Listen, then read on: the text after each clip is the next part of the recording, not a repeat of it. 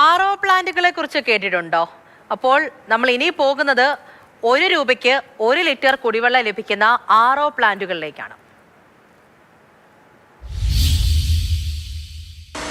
പേര് പോലെ തന്നെ ധാരാളം പുഴകളും ജലസ്രോതസ്സുകളുമുണ്ട് ആലപ്പുഴയിൽ. പക്ഷേ കുടിവെള്ളത്തിന് ആലപ്പുഴക്കാരുടെ ആശ്രയം ഇതേപോലത്തെ ആർഒ പ്ലാന്റുകൾ മാത്രമാണ്.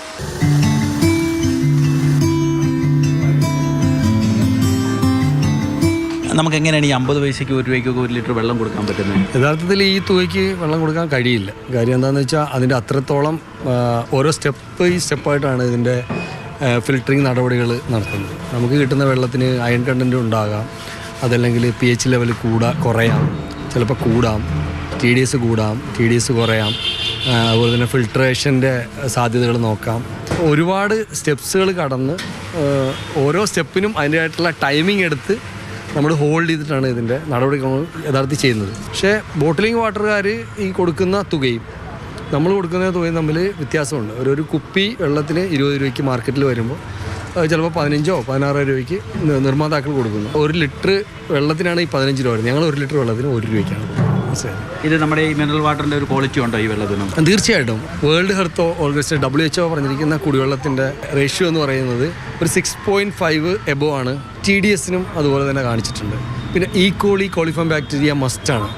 ഈക്കോളി കോളിഫോം ബാക്ടീരിയ വരുന്ന സാഹചര്യങ്ങളിൽ അതിൻ്റേതായിട്ടുള്ള ഓസോണൈസേഷൻ, ഫിൽട്രൈസേഷൻ, പിന്നെ UV പ്രൊട്ടക്ഷൻ, ഇങ്ങനെയൊക്കെ ഓരോ സ്റ്റെപ്പിൽ അതിനെയൊക്കെ കറക്റ്റ് ചെയ്തിട്ടാണ് പോകുന്നത്. നമ്മുടെ നഗരസഭ പറയുന്ന നിബന്ധനകൾ പാലിച്ചും പിന്നെ നമ്മുടെ ഫുഡ് ആൻഡ് സേഫ്റ്റി അവർ വളരെ കൃത്യമായി ഇതിനെ ഫോളോ അപ്പ് ചെയ്യുന്നവരാണ്. അതുപോലെ തന്നെ നമ്മുടെ ആലപ്പുഴ വാട്ടർ അതോറിറ്റിയിലാണ് ഇതിൻ്റെ ഓരോ പ്ലാന്റുകാരും ടെസ്റ്റിന് കൊടുക്കുന്നത്. ഇത് മുതലാവില്ലെന്ന് പറയുമ്പോൾ ഈ ആളുകളെ നിർത്തി കൊണ്ടുവരുന്ന കുപ്പിയൊക്കെ കഴിയിപ്പിച്ചാണ് കൊടുക്കുന്നത്. അപ്പോൾ ഇത് എത്രത്തോളം ലാഭകരമാണ്? എന്താ പ്രശ്നം എന്ന് വെച്ചാൽ നമ്മുടെ ആലപ്പുഴയിൽ ജലജന്യ രോഗങ്ങൾ പിടിപെട്ടുകൊണ്ട് ഏറ്റവും കൂടുതൽ ആക്രമണങ്ങൾ, ജലജന്യ രോഗങ്ങളുടെ ഏറ്റവും കൂടുതൽ ആക്രമണം നേരിട്ട ഒരു ജനതയാണ് ആലപ്പുഴ ജനത. ആ ആലപ്പുഴ ജനതയെ കുടിവെള്ളത്തിൽ നിന്നുണ്ടാകുന്ന പ്രശ്നങ്ങളിൽ നിന്ന് പരിഹരിക്കപ്പെടാൻ ഞങ്ങളൊക്കെ കൂടി പരിശ്രമിച്ചു കൊണ്ടുവന്നൊരു മാറ്റമാണ് യഥാർത്ഥത്തിൽ ഇത്. ഇതിന് 72 പൈസ, യഥാർത്ഥത്തിൽ 72 പൈസ 1 ലിറ്ററിന് നമുക്ക് ഇതിന് കോസ്റ്റ് വരുന്നുണ്ട് യഥാർത്ഥത്തിൽ. പിന്നെ ആകെ തുകയെ വിൽക്കുന്നൊരു ഓളയത്തിൽ വെച്ചിട്ട് ഒരടിയങ്ങ് അടിക്കുകയാണ്. മനസ്സിലായില്ല? അതിനകത്ത് ലാഭവും നഷ്ടമൊന്നും നോക്കുന്നില്ല. അതിൻ്റെ കാര്യങ്ങളിലേക്ക് അങ്ങ് പോകുന്നു. ഈശ്വരനെ നമുക്ക് തരുന്നു, നല്ല കസ്റ്റമർ വരുന്നു, കൊടുക്കുന്ന വെള്ളത്തിന് നല്ല ക്വാളിറ്റിയാണ് നമ്മൾ അത് ചെയ്യുന്നു, നമ്മൾ കുടിക്കുന്നു, നമ്മുടെ മക്കൾക്ക് കൊടുക്കുന്നു. അങ്ങനെ എല്ലാം കൊണ്ടും നമ്മളൊരു മയത്തിലങ്ങ് പോകുന്നു. അത്രേ ഉള്ളൂ. ഇങ്ങനൊരു സംഭവം ഇല്ലായിരുന്നു ഇപ്പോൾ ഒരുപാട് പേര് ഹോസ്പിറ്റലിൽ അഡ്മിറ്റ് ആയിട്ട് വന്നേരെ. ഇപ്പോൾ നമ്മളിവിടുത്തെ ആ വെള്ളത്തിൻ്റെ മാലിന്യം വെച്ചിട്ട് നല്ല ക്വാളിറ്റിയുള്ള വെള്ളമാണ്.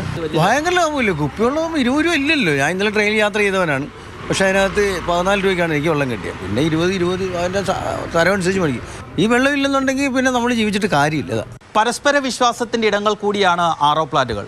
കാരണം പലയിടങ്ങളിലും പല സമയങ്ങളിലും പണം വാങ്ങാൻ ആളുണ്ടാകില്ല. എടുത്ത വെള്ളത്തിൻ്റെ പണം ഉപഭോക്താവ് തന്നെ പണപ്പെട്ടിയിൽ ഇട്ടിട്ട് പോകും. ബോണിയം വർഗീസിനൊപ്പം രഘുനാഥ് നാരായണൻ, മാതൃഭൂമി ന്യൂസ്.